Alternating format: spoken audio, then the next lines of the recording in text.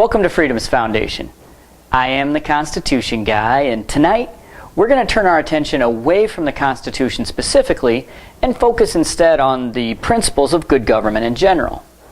As citizens, we have a responsibility to understand human nature and the principles of good government, because when we understand those two things, that's going to help us to know exactly what the government can do well and the things that the government's never going to be able to do well, no matter how hard it tries. And one of the things that we know that the government doesn't do well is investing in private industry. Okay, so you might have noticed that we're in the middle of a presidential campaign right now. And President Obama is basing a huge part of his re-election strategy on his ideas to improve the economy through government spending. For example, let's take a look at one of his recent campaign ads. In a balanced way, so that we can afford to invest in education, manufacturing, and homegrown American energy for good middle-class jobs. All right, enough of that. Okay, for the moment, let's ignore the fact that it's completely unconstitutional for the federal government to invest in private industry. The president says that he wants to invest in manufacturing and green energy. And you can almost see the people at home sitting on their couch saying, wait a minute, I like manufacturing and I like energy. What a brilliant plan! But what we need to do here is ask ourselves, what is the president really saying? In a nutshell, what the president is saying here is that for whatever reason, not enough people are willing to invest their own money in the industries that he thinks are important. So what he's going to do is confiscate your money from you and spend it on the things that you weren't willing to spend it on yourself. Wow. It really doesn't sound as good when you say it that way, does it? And I can see why you didn't say that in the commercial. To illustrate that, let's take a look at the federal government's investment in Solyndra. Now remember, Solyndra is that company out in California that was making solar panels. And if you think about it, if there's a company that's ever actually able to make solar energy viable, that company is going to make a fortune.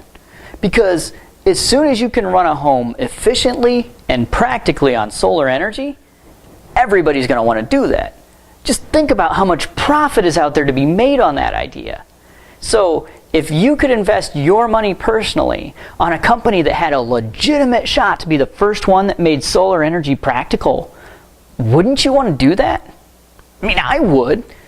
That'd be like getting a chance to get in on Microsoft stock before it took off. Despite all the money that's out there to be made on solar energy, not a lot of private investors were willing to invest their own money on Solyndra. So what does that tell us? Well, it tells us that most of those private investors didn't think that Solyndra had a very good chance at succeeding. So the federal government, in its infinite wisdom, decided that, hey, even though nobody's willing to invest their own money in this company, we know better. So we're going to go ahead and we're going to take $535 million away from the American people, and we're going to invest it in Solyndra anyway. Here's the big surprise. Not too long after that huge government investment, Solyndra closed down completely. Huh. So it looks like those private investors knew what they were talking about after all. I am shocked. So when President Obama talks about investing in whatever industry, what he's really saying is that he's going to take money away from the American people and spend that money on projects that they thought were too risky to spend it on themselves. You might notice that he's not out there clamoring to spend public money on new cell phone technology. Why is that?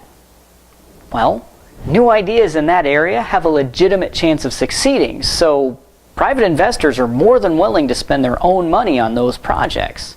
And despite the lack of government funding, it seems like there's a new smartphone coming onto the market every day. And you know what? As soon as somebody comes up with a practical approach to solar energy that isn't just guaranteed to fail, people are going to throw money into those projects as well. All of this comes back to human nature.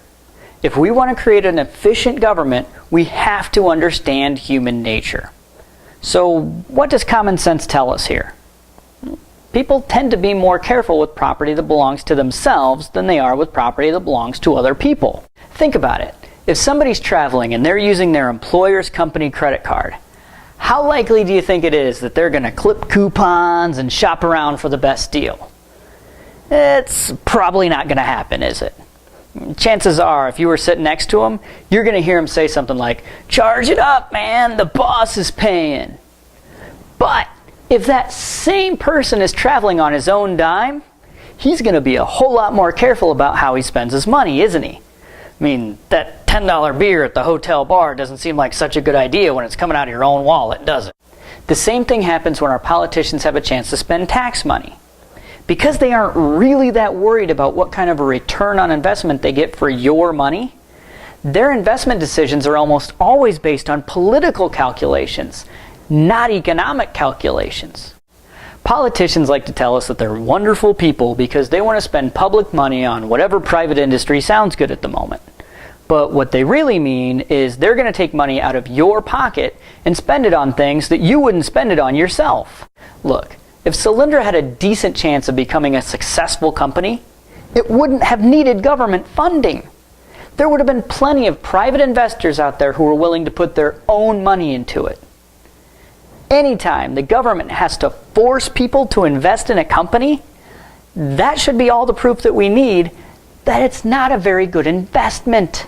If you want to know why our government is so dysfunctional right now, and why we're, $16 trillion in debt now? This is a big part of it. We keep allowing our politicians to implement policies like this that sound good at the moment, but are inconsistent with what we know about the principles of good government and human nature. And because of those inconsistencies, these policies will always do more harm than good.